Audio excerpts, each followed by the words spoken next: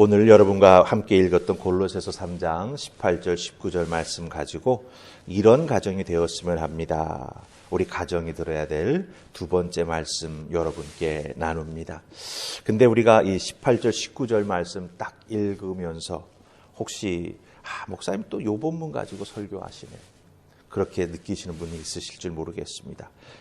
성경의 가르침이 바로 이런 원리입니다. 근데 이런 원리를 21세기를 살아가는 우리들에게 어떻게 적용하냐라고 하는 게 사실은 가장 중요한 문제겠죠. 왜 그렇습니까? 가정이 중요하기 때문이다라고 하는 거예요. 가정을 천국으로 이루지 못하면 우리가 살아가는 어떤 것도 편하지 않습니다. 하지만 우리의 인생이 아무리 어렵고 힘들다 할지라도 가정에 나와 평안을 얻을 수 있다면, 그렇죠? 그 가정에서 힘을 얻을 수 있다면 우리는 이 세상의 어렵고 힘든 일들도 다 이겨나갈 수 있다고 하는 거예요. 행복이라고 하는 것, 얼마나 내 손에 많이 재물을 가지고 있느냐로 인해서 결정되는 게 아닙니다. 우리 주변에 돈 많으나 불행한 집안 얼마나 많이 봅니까? 돈 많아서 좋은 집 살 수 있을지 모르지만 그 집은 화려한 집이 될 수 있을지는 몰라도 좋은 가정은 자동으로 되는 것이 아니기 때문이다라고 하는 거예요. 자, 그럼 도대체 어떻게 해야 하나님께서 원하시는 귀한 가정을 우리가 이루어 나아갈 수 있을까? 자, 우리 먼저 18절 말씀 보십시다. 찾으셨습니까? 우리 한번 같이 크게 읽으십시다. 자, 시작. 아내들아 남편에게 복종하라. 이는 주 안에서 마땅하니라. 아멘.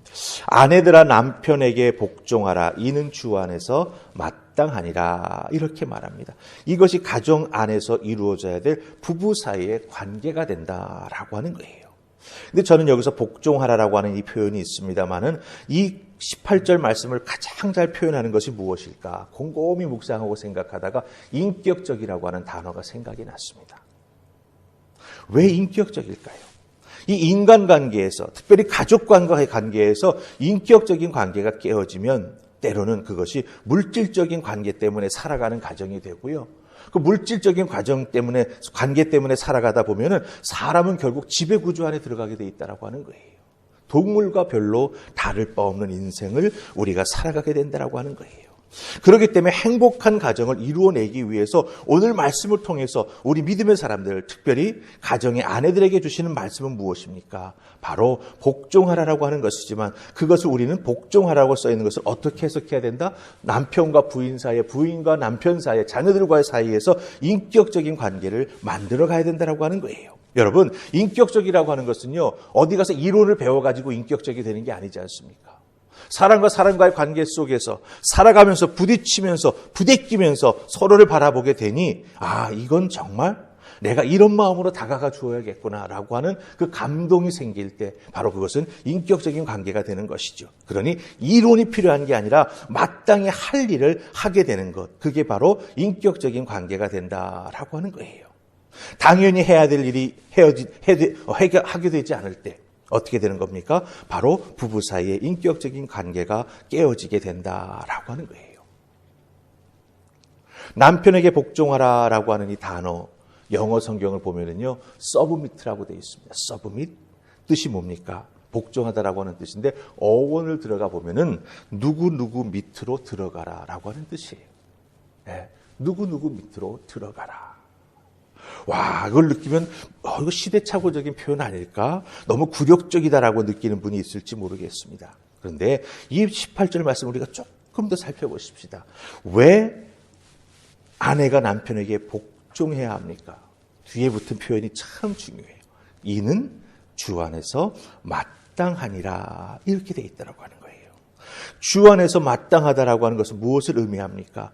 우리가 주님께 은혜를 받고 주님의 뜻을 깨달아 알고 주님을 순종하며 따라 나아가듯이 남편에게도 그런 관계를 만들어가라라고 하는 거예요. 남편과의 관계 속에서 가정에서는 남편이 주인과 같은 역할을 잘 감당해 나아가야 된다라고 하는 것입니다. 주인이 영광받기 위해, 주인이 잘 세움받기 위해 내가 어떻게 해야 된다라고 하는 거예요? 그 앞에 들어가야 된다라고 하는 거예요. 그 주인이 영광 받아야 나도 영광을 받을 수 있기 때문이다라고 하는 것입니다. 그래서 이 복종이라고 하는 것은 하나님께서 한 가정을 결혼하여 이루게 해주셨을 때 남편에게 부여해 주신 권위니 그 권위를 인정하라라고 하는 것입니다. 복종한다라고 하는 단어가 가지고 있는 오늘날의 의미 때문에 이 부부와의 관계 속에서 성경 말씀은 내 자존심을 깎아내리는 것이다라고 생각하지 마시기를 바랍니다. 그런데 이 말씀을 듣다 보면 우리가 이런 생각이 듭니다. 남편과의 관계 속에서 늘 나는 피해자 같은데, 남편을 가만히 살펴보니 능력도 많은 것 같지 않고 때로는 뭔가 늘 하면서 실수도 하고 부족한 게 너무 많은데 그래도 복종해야 될까? 여러분, 여기서 복종한다라고 하는 건 누구 밑으로 들어가는 것이지 무조건 복종하라고 하는 의미는 아닙니다. 오해하지 말아야 합니다. 그럼 복종할 때 어떤 방식으로 복종해야 됩니까? 주님이 하신 방식으로 복종해야 된다라고 하는 거예요. 주님은 어떻게 하나님의 뜻에 복종하셨습니까? 철저하게 하나님 앞에 말씀으로 기도하면서 하나님의 뜻을 헤아려 알고 복종하셨습니다. 주님이 하나님을 따랐던 방식은 불의한 방식이 아닙니다. 하나님의 뜻을 이루기 위하여 하나님의 뜻을 깨달아 알고, 즉 하나님의 뜻을 이해하시고 그것을 이루는 방식으로 우리 주님은 하나님 앞에 순종해 나아갔다라고 하는 것이죠. 그렇기 때문에 우리는 부부와의 관계 속에서 남편들 어떻게 생각해야 될까? 말씀에 비추어 보고 그가 가지고 있는 장점을 조금이라도 더 세워주기 위해서 그 사람을 향해서 인격적으로 다가간다라고 하는 것이죠. 인격적으로 상대방을 받아들인다라고 하는 것, 남편을 세워준다라고 하는 것은 자격 때문이 아니라, 그 사람이 가지고 있는 능력 때문이 아니라 그 사람이 나와 사랑해서 결혼한 남편이기 때문에, 가족이기 때문에 받아들여주고 이해하고 노력하고 도와주는 것이 된다라고 하는 거예요. 요즘은 이 책을 말하는 분이 별로 없습니다만 이 책이 처음 우리 한국에 출판되었을 때 한국에서 아주 큰 인기를 끌었던 책이 있습니다. 오체 불만족이라고 하는 책이 있습니다.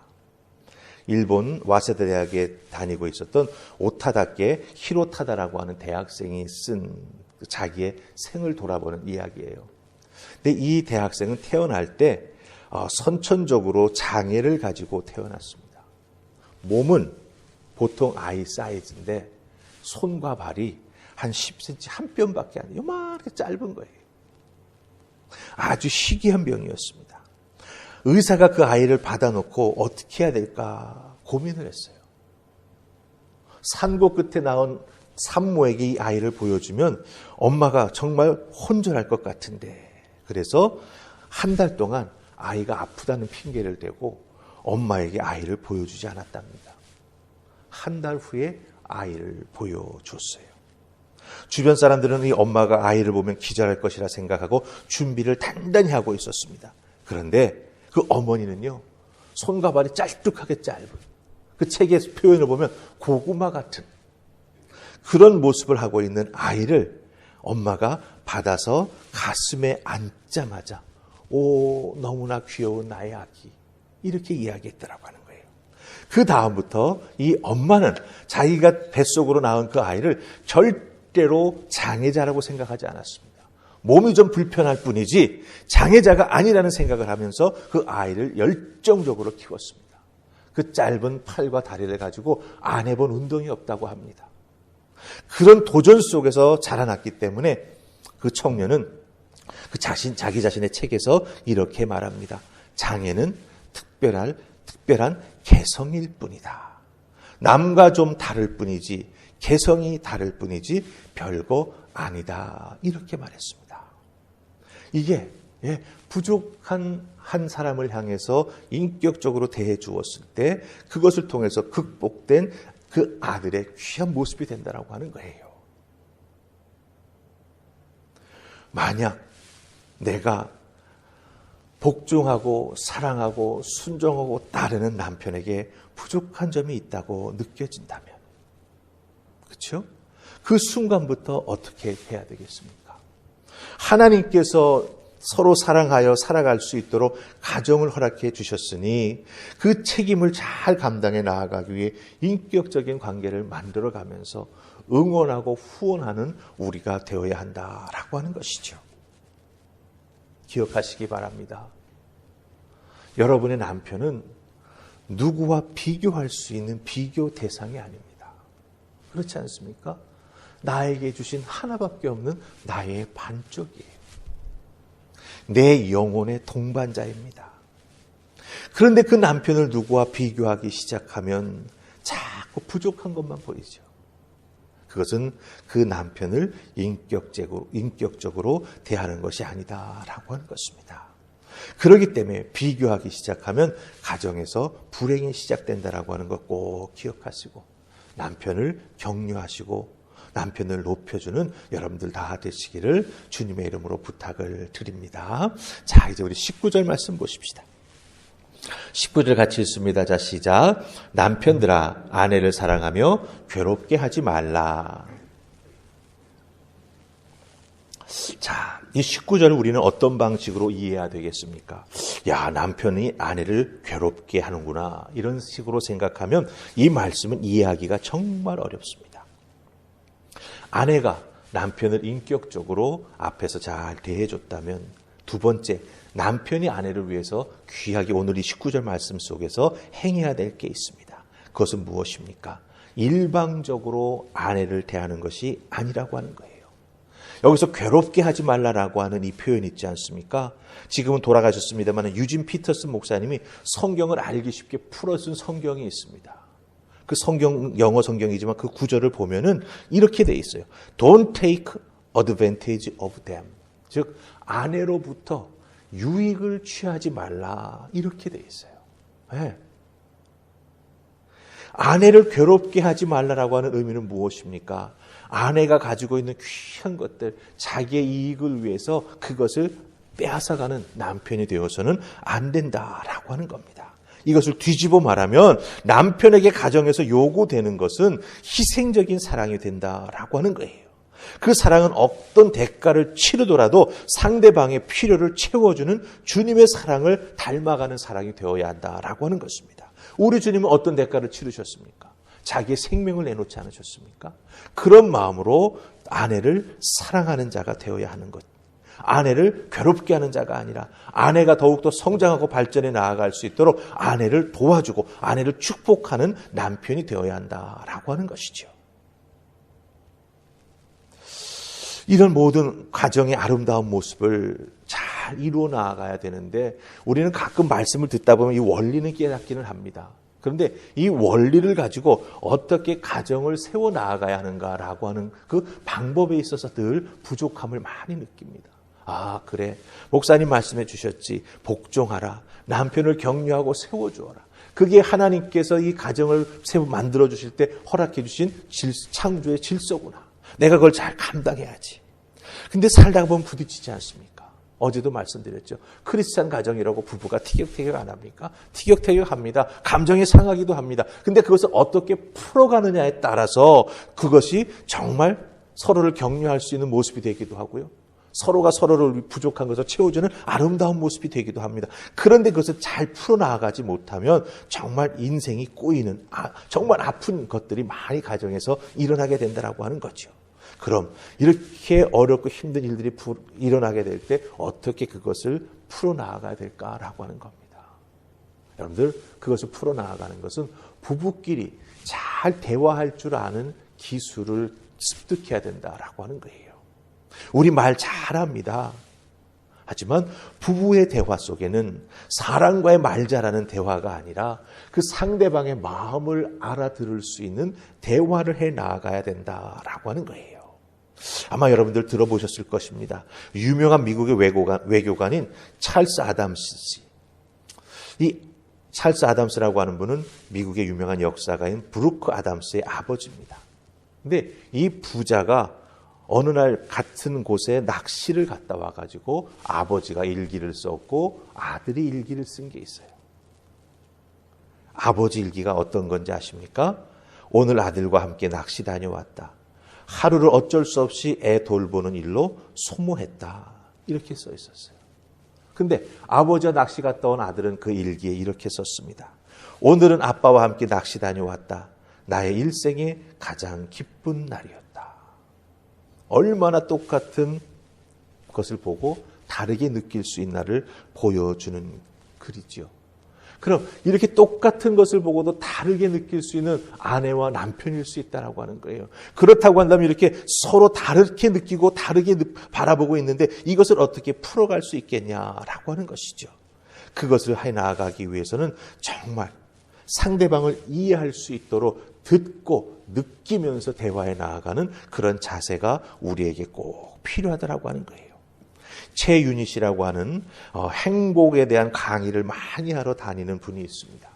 이분이 강의를 하러 갔다가 그 강연장에서 새 신랑이 강연이 끝난 다음에 상담하고 싶어서 이분을 갑자기 찾아왔어요. 뭐 말한 것도 없이. 그러면서 그 자기의 사정을 그 최윤희 씨에게 설명합니다. 선생님, 결혼하기 전에는 친구들하고 마음껏 놀기도 했고 술도 마시고 밤도 샜었는데 결혼하고 나니 아내가 빨리 집으로 돌아오라고 성화네요. 며칠 전에는 아이가 다쳤다고 빨리 병원에 가자고 친구들하고 만나서 식사하고 있는데 호출했어요. 결혼 전에 있던 자유가 그립습니다. 이렇게 말을 했어요. 그 이야기를 딱 듣고 최윤희 씨가 살짝 이렇게 꼬아서 대답을 해줬어요. 왜 그것을 잃었다라고 생각하십니까? 결혼해서 얻은 게 더 많지 않습니까? 기적 같은 아기, 가정, 그리고 아내가 있지 않습니까? 가정에 문제가 생겼을 때 남편을 호출하니 얼마나 다행입니까? 만약 제3의 남자를 불렀다면 좋았겠어요? 그러니까 남편이 그 이야기를 딱 듣고 까르르 웃었답니다. 박장대소를 했다라고 하는 거예요. 여러분, 똑같은 상황 속에서 내가 무엇을 어떻게 바라보느냐가 이렇게 차이를 만든다라고 하는 거예요. 우리의 문제는 늘 빼기식으로 부부와의 관계를 바라보기 때문에 어렵습니다. 저 사람 때문에 내가 뭘 잃었어. 저 사람 때문에 내가 뭘 손해를 봤어. 그렇게 시작하면 대화에 초점이 맞지 않기 때문에 늘 대화가 제대로 이루어지지 않습니다. 전 여러분들에게 한 가지 부탁을 드립니다. 부부끼리 만나서 대화할 때는요, 늘 더하기의 안목으로 상대방을 바라보시기 바랍니다. 내 남편이 무엇이 필요하기에 나에게 이런 말을 할까? 내 아내가 무엇이 필요하기에 나에게 이런 말을 할까? 더하기의 관점을 가지고 서로를 바라보기 시작한다면 그 바라보는 관점이 빼기가 아니라 더하기이기 때문에 정말 바라보는 과정 속에서부터 얻는 것이 너무나 많습니다. 새롭게 발견되는 내 배우자의 아름다운 모습들이 있습니다. 그것을 가지고 나누면서 그것을 가지고 축복하게 되면 웃음꽃이 피는 부부생활, 웃음꽃이 피는 가정이 될 수 있다라고 하는 거예요. 제가 보고 참 느낌이 많았던 딱 한 문장이 있습니다. 한 문장. 부부는 가위와 같다라고 말을 하더라고요. 부부는 가위와 같다. 두 날이 함께 움직여야 기능을 잘 발휘하지 않습니까? 한쪽만 움직이면 잘 잘리지 않아요. 한쪽 날이 무디면 잘 잘리지가 않습니다. 틈이 생기면 더더욱 잘리지가 않지요. 부부는 두 개의 물방울이 만나 하나의 커다란 물방울이 되는 것입니다. 아내는 남편의 권위에 복종합니다. 이것이 그런 굴욕적인 복종이 아니죠. 우리 주님께서 하나님 아버지에게 하셨듯이 하나님의 뜻을 깨달아 알고 남편의 부족함을 채워주는 그런 모습. 그리고 남편은 아내를 자기 사랑하듯 사랑해주며 대해줄 때 그 가정은 행복한 가정이 될 줄로 믿습니다. 물론 가정생활에 왕도는 없습니다. 그러나 성경이 말하는 원리가 있다라고 하는 것, 그 원리를 어떻게 적용하느냐라고 하는 건 내 몫이라고 하는 것. 그렇기 때문에 부부는요, 언제나 함께 기도해야 되고, 또한 서로의 부족함이 무엇인가를 살피기 위해서 빼기의 관점이 아닌 더하기의 관점으로 상대방을 바라보며 나아갈 때, 그렇죠? 그리고 가위처럼 함께 움직여 나아갈 때 더욱더 큰 역사가 난다라고 하는 것 꼭 기억하시고, 2023년 우리 하늘포 화평교회에 속해 있는 모든 가정과 모든 부부가 하나님 주시는 축복과 은혜 가운데 늘 든든하게 세워져 갈 수 있기를 주님의 이름으로 축복합니다. 아멘. 우리 기도하십시다. 좋으신 하나님 감사합니다. 모든 가정이 다 아름답고 행복하고 복된 가정이 될 수 있기를 소망합니다. 가정마다 하나님 축복하여 주시고, 특별히 가정마다 부부와의 관계 속에서 부족하거나 어려운 것이 있다면 우리 주님 여호와 이레로 살펴보시고 간섭하시고 이끌어 주시사 그 가정이 하나님 도우신 은혜 가운데 올 한 해 참으로 행복하고 복된 가정으로 세워져 갈 수 있도록 도와주시옵소서. 노력할 수 있도록 주여 도우시되 그 노력이 제일 먼저 상대방을 위해서 기도하는 노력이 되게 하여 주시옵시고, 격려하는 말을 나누는 가정이 될 수 있도록 주여 도와주시옵시고, 무엇이 부족한 것이 없는가 살피는 가정이 될 수 있도록 주여 도우시고, 늘 더하기의 관점에서 배우자를 바라보며 자녀들을 바라보며 나아가는 가정들 될 수 있도록 축복하여 주시옵소서. 그래서 우리 하늘품 화평교회에 속해 있는 모든 믿음의 가정들, 하나님 주시는 행복의 근원이 될 수 있도록 주여 도우시고, 날마다 도우신 하나님의 은혜 가운데 정말 성장해 나아가는 아름다운 가정들 될 수 있도록 축복하여 주시옵소서. 감사하옵고 예수님 이름으로 기도하옵나이다. 아멘. 우리 이 시간 하나님 앞에 한번 한 2분 정도만 여러분의 가정을 위해서 기도하십시다. 혹시 나는 내 아내를 빼기의 관점으로만 보았던 것은 아닌가? 혹시 나는 내 남편을 빼기의 관점으로만, 아니 부족한 것만 찾아보면서 왜 저 사람은 다른 남편과 이렇게 다를까? 혹시 비교하면서 내 남편을 바라본 것은 아닌지 우리 돌아보면서 하나님 올 한 해만큼은 서로에게 부족한 것을 채워주는 아름다운 가정이 되기를 소망합니다. 남편에게 복종하는 내가 되기를 소망합니다. 아내를 주님처럼 사랑하는 내가 될 수 있기를 소망합니다. 가정을 더욱 든든한 말씀의 반석에 세워갈 수 있도록 주여 도와주시옵소서. 우리 다 같이 입술을 열어서 하나님 앞에 기도하며 나아가십시다. 기도합니다. 아버지 고맙습니다. 이 새벽 우리 가정이 들어야 될 우리 주님의 말씀 듣게 해주시니 고맙습니다. 남편에게 복종하라.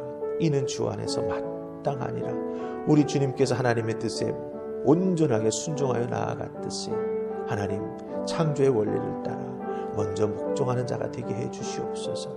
그러면 분명 남편도 아내를 사랑하되 주님의 마음으로 사랑할 것이며, 아내의 부족함을 채워주고 서로가 서로를 지켜주는 아름다운 가정이 될 줄 믿습니다.